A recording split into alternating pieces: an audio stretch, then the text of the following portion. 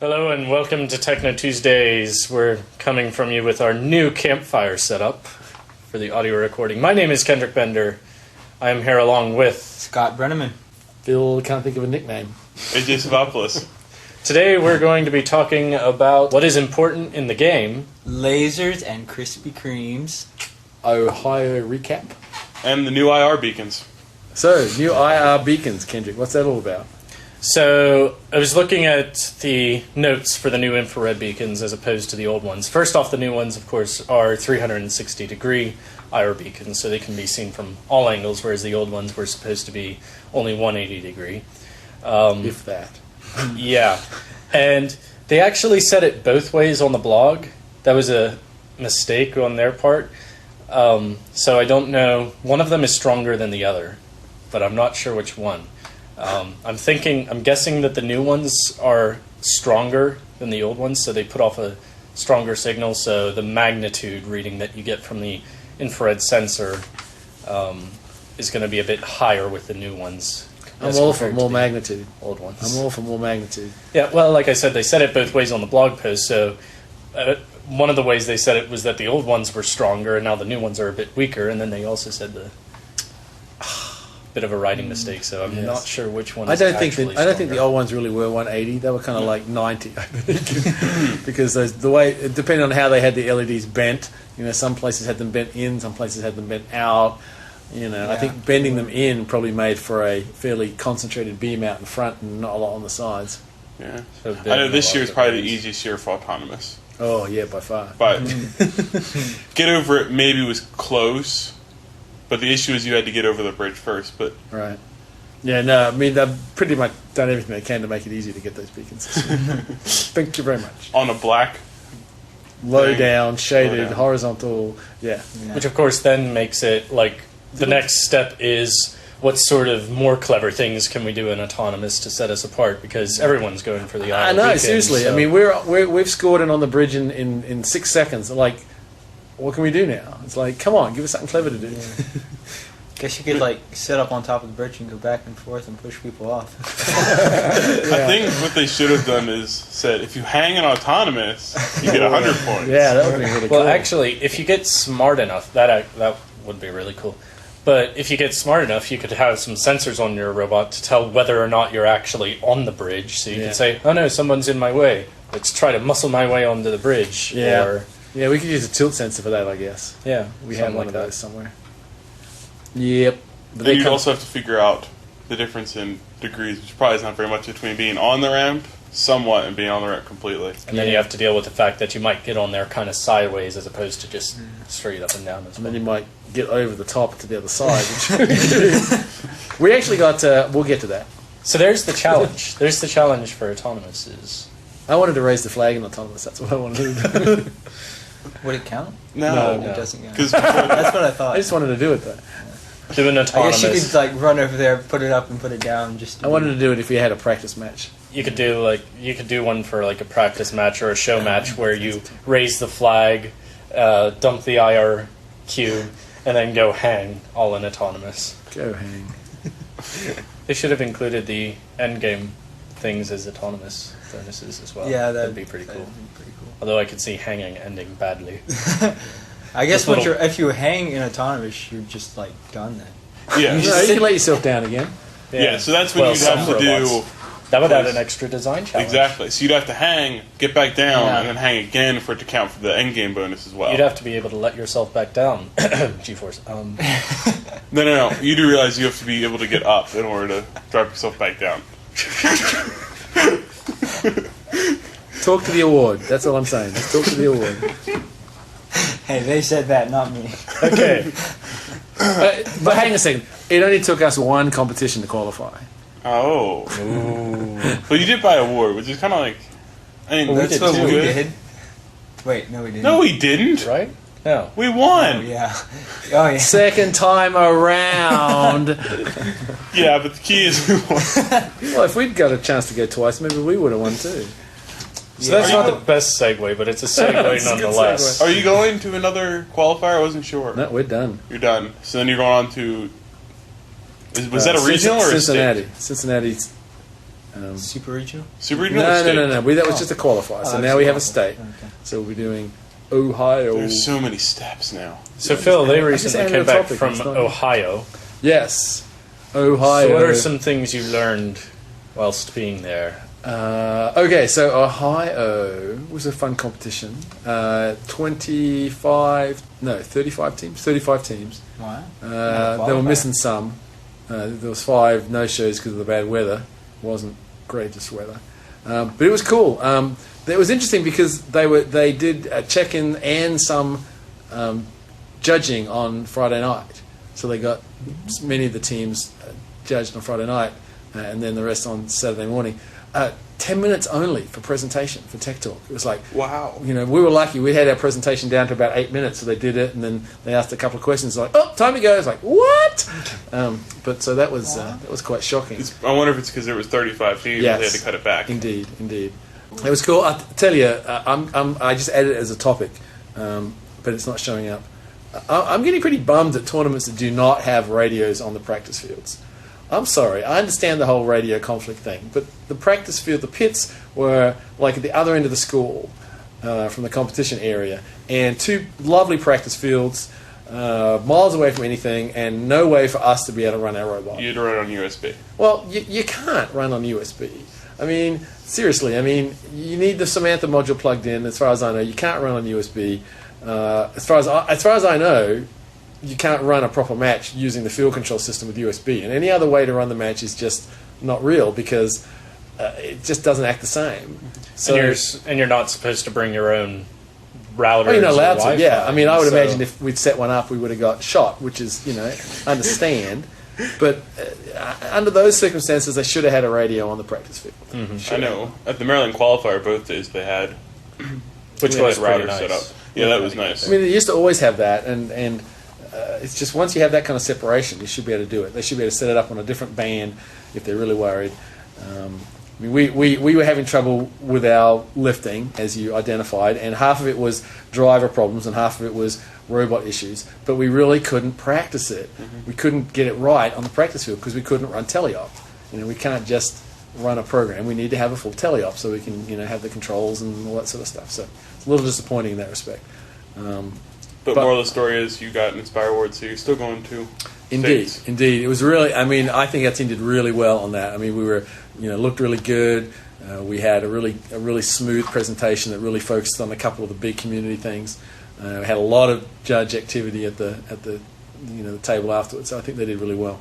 So I think we're good with that. We just need to. We're gonna megarize our lifting platform now. We're gonna, we're not going to try and do it the elegant way. We're going to slap another motor on there and Do it the way that works. do it the way that works. There were some pretty cool robots there. Actually, I really liked some of the designs that were at the competition. There was some very elaborate, well machined, sort of hugely heavy robots that could lift and do that. There was a double lifting robot that flipped down a tray, not unlike we've done in past years, and then a robot would climb up and it would lift both of them up, which was pretty impressive. They were highly ranked, but in the end they didn't win because in their final competitions, the robot that came up tipped them over and they didn't lift. So, That is one of the interesting things I thought of with doing that whenever someone from GeForce had told me that. So our strategy for the next competition is we're going to come up with a lifting strategy that is really fast and really reliable, so that we can basically run for the pole and grab it and lift, with no finesse required. 82-21. Yeah, well, I don't know what they did, but whatever they did, we're going to do as good. You should. Because our autonomous was really good. I mean, we missed it. We missed it at a key one in the finals, but we got at that. every time. You guys are like us. Yeah, we got it every time when it was really good. And we bounced the cube out. They must have set up a little close to the to the bucket, but it was great. There wasn't a lot of really good autonomous at the competition. It wasn't. So there you go. Looking forward to the next one. That's Ohio. Ohio. Another segue, sort of. Again, not a really good segue, but Possibly so not a segue at all.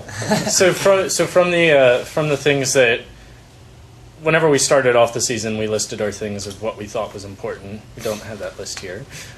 But what do we think are the most important things at this point now that we've seen a couple of competitions play through, a lot of competitions play through, actually? What's the key factors to winning the game? Being extremely well-rounded. Because you can't, if you just focus on autonomous, you'll lose out because you don't lift. And if you just focus on lifting, you lose out because you can't do autonomous. Or doing, the big thing is in most of the competitions that we were at or saw, we would see people, almost every alliance one of the robots would lift and one of the robots would raise the flag. And then the blocks became the big game changer overall. I mean, it's funny because we all pretty much identified that blocks weren't going to be the key thing, and I think that's still true because if you can't do the other three, you don't have a hope. Close. But now that you have a hope and you can do those other three things there, being able to do blocks as well makes the deciding point. We had our second match, we lost by 7 points because when he was doing the blocks, he dropped 2 of them. The driver dropped 2. So we had him, we picked him up. We did like 3 or 4 sets, but he was rushing it, and so he missed 2. Actually, he missed 3, and so that would have been that would have made up the 7 points had he got those. So it's like you need to be able to get the blocks fast. You need to be able to be reliable. You need to take your time, get them in. Don't waste them because each one of those blocks is critical. Because when everyone's going for blocks, there's not a lot of time. One block can make the difference. And balancing as well. Playing with your partner to keep the bridge balanced, the pendulum balanced is a key factor. Because now that 20 points that you might get becomes significant again. Because everyone's got the 120 or the 140 by doing all the other things. And so how many you can get with blocks now? This is the closest, score-wise for all the matches that I've seen. The year bowled over was 400 to 250. The one match was 450 to 10. Yeah. Stuff like that.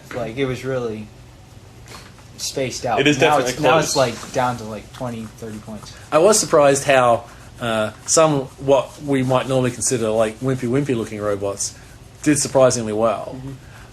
Because they had this funky lifting action, and they could kind of spin the wheel. No one was scoring any blocks, so they could just be way up there, or they could be a good partner because they could get out there. But these ones that threw a little arm up and hooked on and brought themselves up because they only weighed 16 pounds, it's pretty effective. Did you see any shooting of blocks? No. Did you see any grappling hooks? No, but I saw what looked like a grappling arm, which was pretty wild. It was like this big arm that had these 2 arrowheads coming out of them, and they could grab one way or grab the other way and then pull themselves up. Grappling hook still would have been better. Well, the funny thing was when we went through inspection and someone said, well, we flicked the block and they said, how far does that throw that thing? Let's see, it's not over the extra, the 10-foot range. And we go, no, we're good. So that, obviously they would have been alert on your... Wait. So it's 4 foot high and 10 foot. Yeah, but they clarified that if you shoot your own robot, you're not allowed to. Apparently, no, you're only allowed to shoot blocks, not parts of your robot. Yeah, but you originally had a shooting. You would shoot the cubes on your spinning wheel. Yeah. So they would have been coming after you to make sure you weren't shooting too far on that. Yeah, and we made sure we had stayed in that. Yeah. But I didn't see anyone who shot them, so that would have been. Interesting. Very unique, but it may not have got you any points. Well, the bigger thing is the way we did it anyway was huge. Yeah. It took up a lot of space. Yeah. It was a great idea and it worked a lot, but another it took year up perhaps half the robot. Another year. So guess what I brought to Gears today? Oh, It starts with L and ends in Azor. Lasers. So I got invited to the local electronics shop today because they said they had some stuff they wanted to give us, and I'm in there and the guy says, "Oh, you're the robot guy. Wait, I have something for you." And he pulls out this big box. How big would you say that box is? I'd say about 2 feet by 7 inches, 8 inches. Anyway, this metal monster. It weighs 20 pounds. A lot of pounds. Yeah, and so it's this laser that this guy I guess this guy's company must have developed it, and then they went out of business. But it's for marking. It's a marking laser. So imagine products going down a conveyor belt, and this thing will stamp, laser the logo on it or whatever. So you can load a graphic into it. But I can think of lots of good uses. I'm thinking Krispy Kremes. Krispy Kreme donuts. When we sell them for fundraising, I want to have a Gears logo on every Krispy Kreme donut. Not the box, the donut. It doesn't say you have to clarify, but I guess you weren't trying to clarify. No, I want the donut. Yeah. Burn the donut. Can we cook food with it? Eventually, probably. I don't know. It wouldn't be that efficient. We could custom logo toast. You know,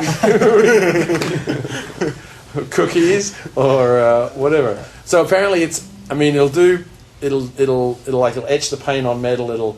It won't do polycarbonate apparently, which I'm really bummed about. But if you painted the polycarbonate, you could probably laser etch a logo on it or a design or something like that. It's got a 5.5-inch focal length, so you can't shoot beams across the room and laser the logo of the wall or anything. But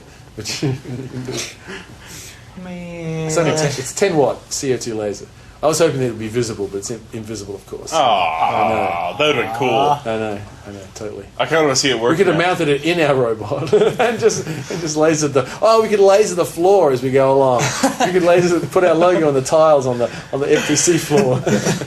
Just leave a little trail everywhere you drove. Yeah, Phil, they already know where we've been. That's for sure. Yeah, that's right. We never got to sign that. And we didn't have any trouble with our wheels, so Did you ever? You filed off the corners, right? Yeah, Okay. indeed. All right. I think that's all the time we have for today. So, on behalf of all of us here at TechKnow Tuesday headquarters and from Mr. Gotch, thank you all for listening. Have a nice day. Aren't they viewing? I forget. Goodbye. See ya. Bye.